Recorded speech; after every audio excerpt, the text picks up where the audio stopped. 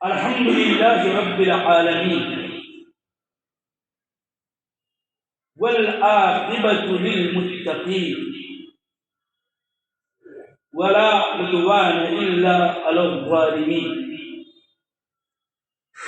والصلاة والسلام على المبعوث رحمة للعالمين محمد وعلى آله وصحابه وأزواجه وذرياته وأهل بيته أجمعين ومن تبعهم بإحسان إلى يوم الدين. أشهد أن لا إله إلا الله وحده لا شريك له وأشهد أن محمدا عبده ورسوله أرسله بالحق بشيرا ونذيرا. أما بعد فإن الله تعالى يقول في كلامه في كتابه: يوصيكم الله في أولادكم. وقال جل وعلا في سورة الفجر: وتأكلون التراث أكلا لما وتحبون المال حبا جما.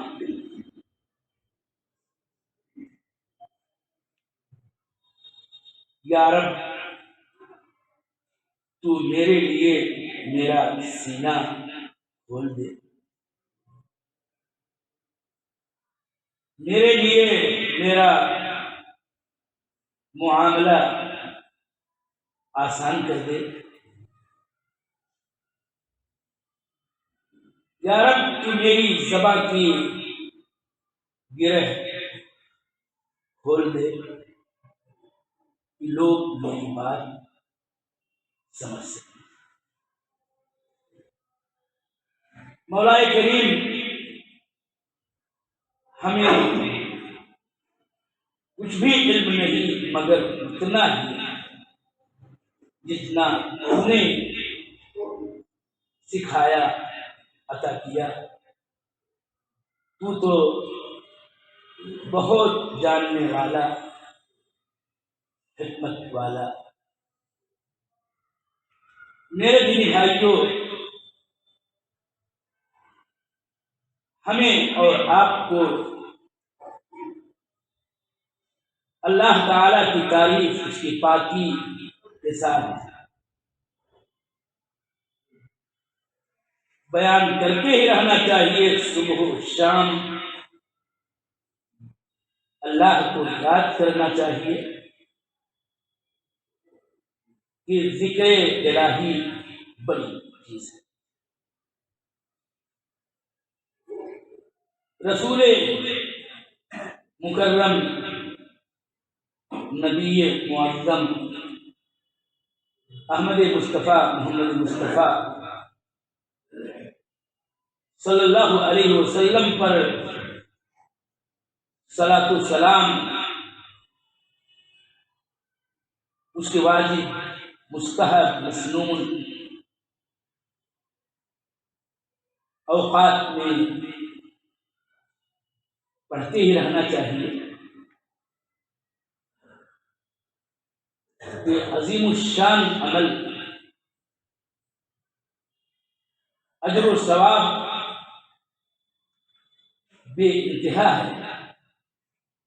اس کے لیے بڑی بشارتیں ہیں جو اللہ کے رسول صلی اللہ علیہ وسلم پر کثرت سے صلاۃ و سلام بھیجتا ہے. میں نے آج کے خطبے میں سورہ نساء کی ایک لمبی آیت کا ابتدائی جملہ آپ کے سامنے پیش کیا وہی میرا موضوع ہے، اور سورہ فجر کی آیت کریمہ پیش کیا کہ جس میں ہمارے لیے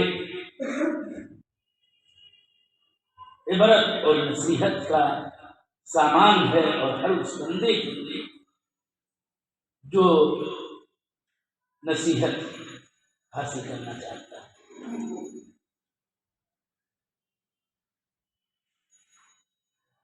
میں یا آپ کو بتانا چاہتا ہوں کہ ہمارا دین اسلام اللہ تعالی کا پسندیدہ دین، اللہ کے نزدیک مقبول دین، ان الدین عند اللہ الاسلام، اللہ کے نزدیک دین تو بس اسلام کی۔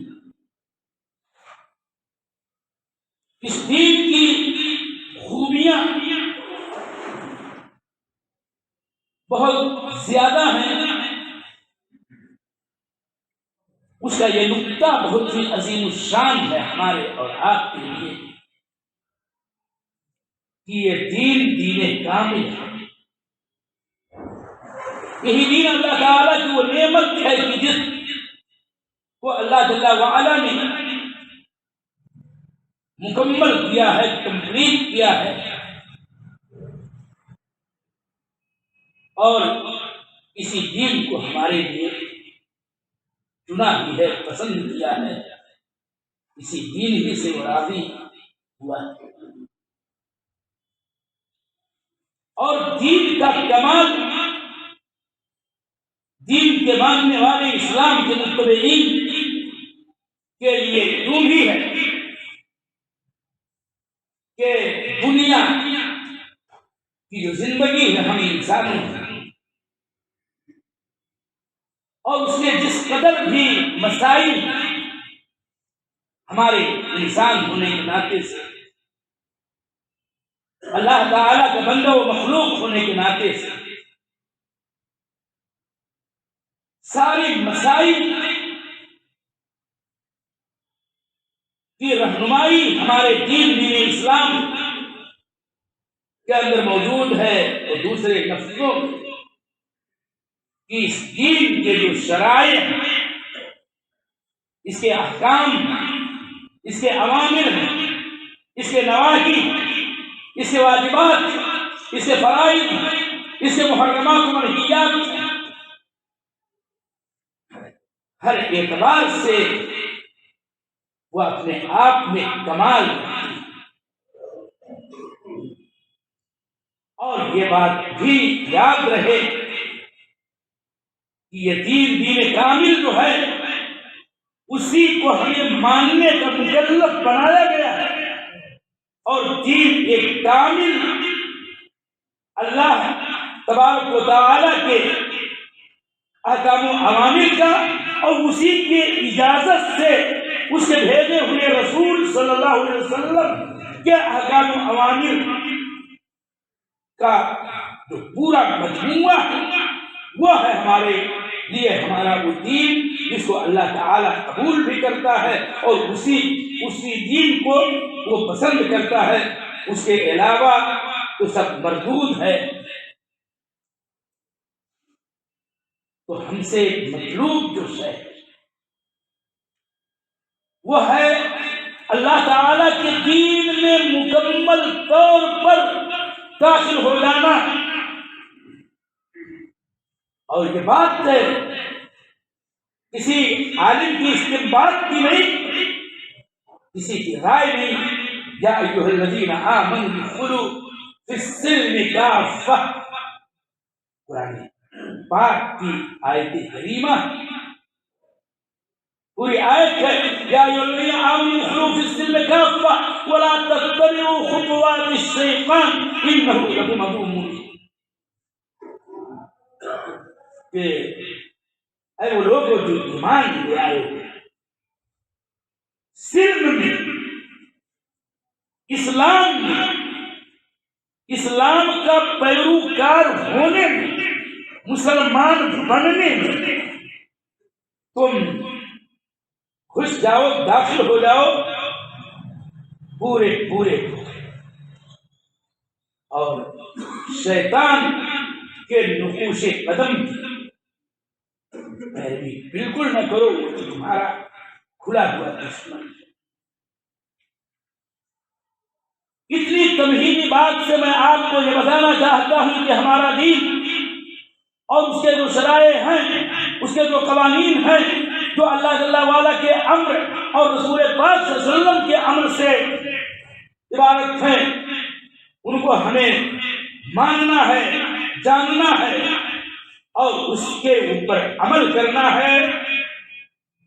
درجات ہیں، اس میں کوئی شبہ نہیں، فرائض ہیں، واجبات ہیں، اس کے بعد مستحبات، مسنونات ہیں، مباحات ہیں، جائز چیزیں۔ ایک تو فرق ہے کمپلسری کہ جس کو چھوڑنے کے لیے کوئی گنجائش نہیں، اور مستحبات، بات خلاصے کی میں کہہ رہا ہوں کہ بہت ساری چیزیں ہمارے دین میں ہمارے لیے وہ ہیں کہ جن پہ عمل کرنا اور جن کی تابعداری کرنا ہمارے لیے بہتر ہے، عمدہ ہے، بڑھیا ہے۔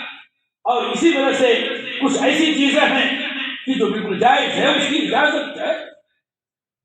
بات فرائض سے متعلق میں کرنا چاہتا ہوں، اور یہ فریضے کی طرف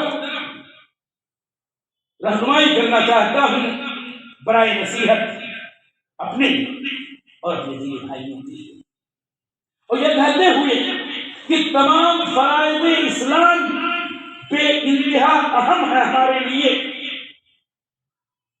ان فرائض کا تعلق کسی بھی سے ہو، چاہے وہ عبادات کا معاملہ ہو، چاہے وہ معاملات کا معاملہ ہو، چاہے وہ اخلاقیات کا معاملہ ہو، تمام میں جو فرائض ہیں اس کا بجا لانا، اس کو پورا پورا ادا کرنا، یہ ہمارے لیے ضروری ہے، کوئی گنجائش نہیں ہے۔ یہ مومن کامل ایمان والے مومن کے لیے کہ اس میں کسی نوع کی غفلت، سستی اور آناکانی اور درد چھوڑنے والی بات کرے، بالکل مثال سے آپ سمجھ سکتے ہیں کہ نماز فریضہ، ایسا فریضہ ہے کہ جس کے سلسلے میں ترک کی اور ترک کے نیچے کہہ لیجیے غفلت کی، سستی کی کوئی گنجائش نہیں۔ اس کو 5 وقت جو اللہ تعالیٰ نے فرض کیا ہے ہمارے لیے شب و روز میں، اس کو ادا کرنا ہی کرنا ہے۔ تفصیلی گفتگو پر نہیں، تو انہی فرائض میں سے ایک فریضہ جس کا تعلق معاملات سے، جس کا تعلق اللہ کا دین ہے، وہ اور اس کے حق سے عمومی طور پر متعلق ہے ہی، لیکن خصوصی بات یہ ہے کہ یہ حقوق العباد سے متعلق ہے ایک فریضہ، اور بہت سارے انہیں میں سے ایک ہے کہ مرنے والا انسان مر جاتا ہے،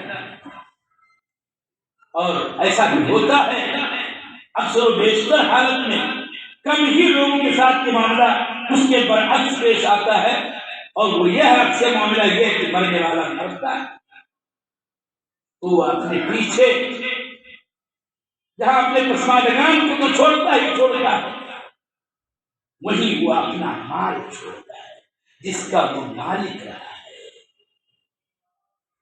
وہ اپنا مال چھوڑتا ہے، اور یہ مال ہمارے لیے، ہم تمام بنو آدم کے لیے بہت ہی ضروری چیز ہے، اور وہ ہماری زندگی کے لوازمات میں سے ہے۔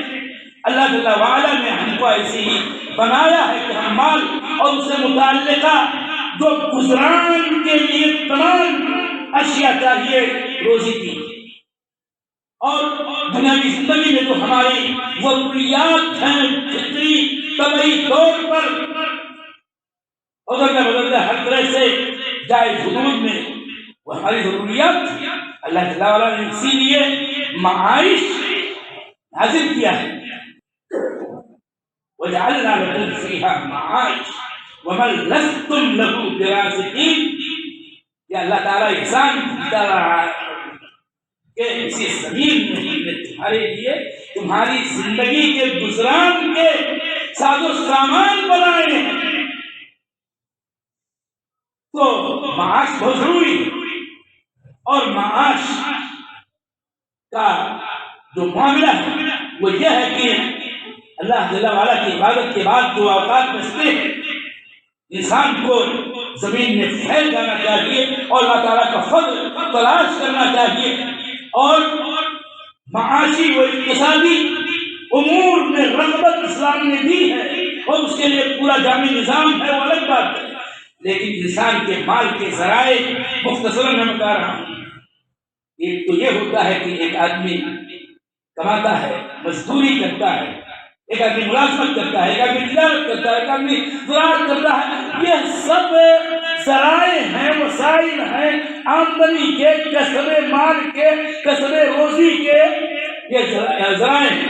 لیکن ایک ذریعہ اور بھی ہے انسان کے لیے حصول مال کا، اور وہ ذریعہ ہے اس کے اپنے کسی قریبی کا جس کا انتقال ہو گیا، جو مر گیا، اس کا چھوڑا ہوا مال ہے، اس میں اس کی حصے داری ہے. اور اللہ تعالیٰ نے اس حصے داری کو فرض کیا ہے، ضروری قرار دیا ہے، لازم ہے. یعنی ایک انسان مرتا ہے اور وہ بیٹے چھوڑتا ہے، بیٹیاں چھوڑتا ہے، اپنی بیوی چھوڑتا ہے، یا مسلمان چھوڑتا ہے، باپ چھوڑتا ہے، دادا چھوڑتا ہے. آپ کہتے جائیے، اقربا کے نام لیتے جائیے. اور اس طرح سے ہر آدمی اس دنیا کے اندر نسبی اور شہری قرابتوں سے جڑا ہوا ہے، اور موتوں کا سلسلہ جاری ہے. مرنے والا مرتا ہے، اس کے قریبی زندہ رہتے ہیں، اور جو زندہ رہتے ہیں وہ مرنے والا اس کا کسی نہ کسی درجے کا قریبی ہوا ہی کرتا ہے. تو مرنے والا جو چھوڑ کے جاتا ہے، چاہے ماں باپ ہوں یا اور دیگر اقارب ہوں، تو اس کے جو موجودین زندہ اقارب ہیں اس مرنے والے کے چھوڑے ہوئے مال میں پانے والے حصہ دار بننے والے ہیں. اور اسی نظام نے اسلام کو اور اسی شریعت کے معاملے کو اللہ جل وعلا نے بیان کیا ہے، اور رسول پاک صلی اللہ علیہ وسلم نے بھی اس کی تفصیلات بیان کی ہیں، اس کے ضروری مسائل کی طرف ہماری رہنمائی کی ہے. اسی کو مسئلہ میراث کہا جاتا ہے، اسی کو فرائض کہا جاتا ہے، جس پر عمل کرنا بہت ضروری ہے. کہ ایک آدمی مرے اور شریعت کے دلیلوں کی روشنی میں اس کے اندر پانے والے حصہ دار اس کے اقربا ہیں، انہیں میں وہ مال بٹ جانا چاہیے. اور وہ اللہ تعالیٰ نے تفصیل سے سورہ نساء کی آیات کریمہ کے اندر بیان کیا ہے. میں خالی اس اہمیت ہی کے پہلو کو اجاگر کرنا چاہتا ہوں کہ نظام میراث اور نظام فرائض کو، قانون میراث کو اور شریعت کے اس عظیم الشان حکم کو ہمیں عملی طور پر پورا کرنا چاہیے اور اس پر عمل پیرا ہونا چاہیے. اور معاملہ یہ ہے کہ یہ اللہ جل وعلا کا تاکیدی حکم ہے، اللہ تعالیٰ نے اس کو فرض کیا ہے. اللہ تعالیٰ نے اپنی کتاب میں مسئلہ فرائض اور مسئلہ میراث کو فریضۃ من اللہ کہا ہے، اور بہت ساری آیات ہیں جس سے اس کی اہمیت آشکار ہوتی ہے. اسی لیے یہ آیت کریمہ دیکھیں کتنا عظیم الشان ہے کہ یوصیکم اللہ فی اولادکم. اللہ تعالیٰ نے تم کو تمہارے اولاد کے سلسلے میں نمبر 1 پر تاکیدی حکم کیا ہے کہ اگر تم مر جاتے ہو تو تمہارے چھوڑے ہوئے مال میں تمہارے بیٹے بیٹیوں کے لیے اتنا اتنا اتنا حصہ ہے. تم مر جاتے ہو، اگر تمہاری بیٹیاں ہیں اگر اتنی ہیں تو اتنا پائیں گی، اگر اکیلی ہے تو اتنا پائے گی. پوری تفصیل ہے سورہ نساء کی آیت ہاں کریمہ میں آیت نمبر 11 آیت نمبر 12 آیت نمبر 176 میں سارے حقداروں کا جن کا مکمل فکس حصہ اس کے مرنے والے کے ترکہ میں ہے اس کو اللہ جل وعلا نے خود بیان کیا ہے. اور یہ ایک ایسا مسئلہ ہے کہ اللہ جل وعلا نے اس کا بیان خود کیا ہے. رسول اللہ صلی اللہ علیہ وسلم نے اور دیگر چیزیں بیان کی ہیں لیکن جو مقررہ حصہ پانے والی بات ہے وہ اللہ تعالیٰ کا بیان کرتا ہے. اور اسی لیے میں اہمیت کی اس کو فریضہ کہا ہے. للرجال نصيب مما ترك الوالدان والاقربون وللنساء نصيب مما ترك الوالدان والاقربون مما قل منه او كثر نصيبا مفروضا. والدین مریں اقربا مریں مردوں کو بھی اس میں حصہ ملنا ہے. والدین انتقال کریں اقربا انتقال کریں اس کے قریبی جو عورتیں اس کی رشتے دار بنتی ہیں ان کا بھی حصہ ہے. تھوڑا چھوڑ کے جائے زیادہ چھوڑ کے جائے کوئی حرج نہیں بس جو بھی چھوڑ کے جائے اس کو بٹنا ہی بٹنا ہے. ان میں نصیب مفروضہ فرض کیا ہوا نصیب ہے کہ جو صاحب نصیب کو ملنا ہی چاہیے. اور اہمیت اتنی ہے میرے دینی بھائیوں کہ نظام میراث کی اہمیت سمجھنے کے لیے کافی ہے کہ اللہ تعالیٰ نے آیات نساء میں سارے مسئلے کو بیان کرنے کے بعد آیت نمبر 14 اور 15 کو اگر ہم پڑھیں تب پتہ چلے گا کہ اہمیت کتنی ہے. اللہ تعالیٰ نے یہ بتایا کہ یہ حدود اللہ آخر اللہ وقت ہی پر خطبہ ختم ہوگا کہ یہ اللہ تعالیٰ کا جو بیان کرتا ہے سارا حکم ہے یہ اللہ کی حدود ہے. اللہ نے بالکل ایک دم فکس کر دیا ہے. اس حد کو پھلانے کی ہمیں اجازت نہیں ہے ورنہ ہم اللہ تعالیٰ کے باقی عاصی نافرمان بندے قرار دے جائیں گے. جو اللہ تعالیٰ کی اطاعت کرے گا اس کی جنت سے اور جو اللہ تعالیٰ کی معصیت کرے گا اس رسول کی معصیت کرے گا اور اللہ تعالیٰ کے حدود کو پھلا دے گا اس کے لیے اللہ تعالیٰ نے جہنم تیار کیا اور جہنم میں داخل کرے گا اور اس وقت عذاب. آخری جملہ نصیحت کا کہ کیا ہم آپ فرائض پر میراث کی صحیح شرعی تقسیم پر عمل پیرا ہیں یا نہیں ہیں. یا معاملہ سورہ فجر کی آیت کریمہ میں جو توبیخ کے طور پر وارد ہے کہ وَتَأْكُلُونَ التُّرَاثَ أَكْلًا لَمًّا تم تو ہو کہ جو میراث اس میں نہ جانے کتنوں کا حصہ ہے اکیلے ہڑپ کر جاتے ہو اور کو کھا جاتے ہو. اللہ تعالیٰ سے دعا ہے اللہ تعالیٰ اس فریضہ پر عمل کرنے کی توفیق دے. مزید تفصیلات اور اس کی اہمیت کا بیان پھر کبھی انشاءاللہ. اللہم صلی علی محمد وعلی آل محمد کما صلیت علی ابراہیم وعلی آل ابراہیم انک حمید مجید. اللہم بارک علی محمد وعلی آل محمد کما بارکت علی ابراہیم وعلى آل إبراهيم إنك حميد مجيد. اللهم أعز الإسلام والمسلمين وأذل الشرك والمشركين. اللهم دمر أعداء الدين. ربنا آتنا في الدنيا حسنة وفي الآخرة حسنة وقنا عذاب النار. ربنا لا تزغ قلوبنا بعد إذ هديتنا وهب لنا من لدنك رحمة إنك أنت الوهاب. عباد الله رحمكم الله إن الله يأمر بالعدل والإحسان وإيتاء ذي القربى وينهى عن الفحشاء والمنكر والبغي يعظكم لعلكم تذكرون ولذكر الله أكبر. وقوموا إلى الصلاة.